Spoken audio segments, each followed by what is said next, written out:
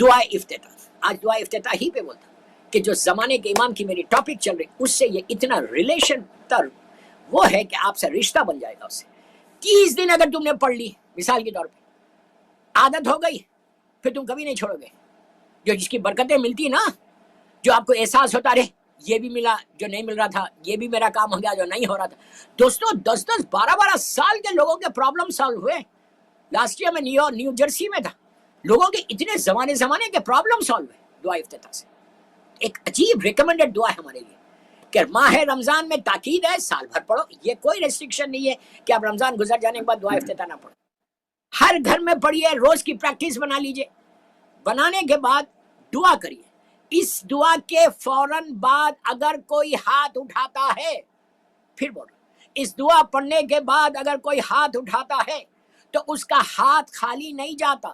اسی لیے میں بول رہا کہ گناہوں کی وجہ سے اگر خالی جانے والا ہے بھی تو بچے تمہارے ریکمنڈ کرنے والے ہیں. بچے تمہارے سامنے بیٹھے ہوئے، بچوں کو 15 منٹ کی عادت ہو جائے گی.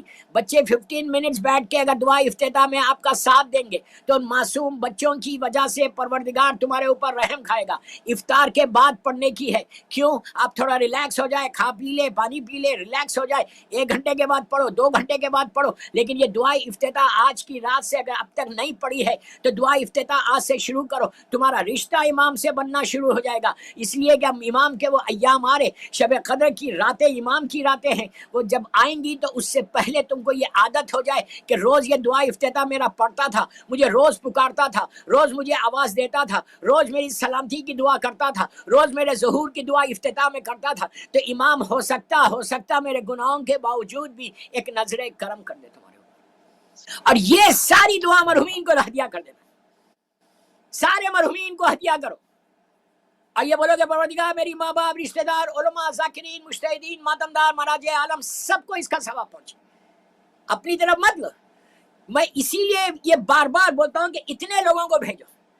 اسی لیے بولتا ہوں کہ میری دعا ناقص ہے، میری دعا ناقص ہے، ویسی نہیں ہے جیسا پڑھنا چاہیے.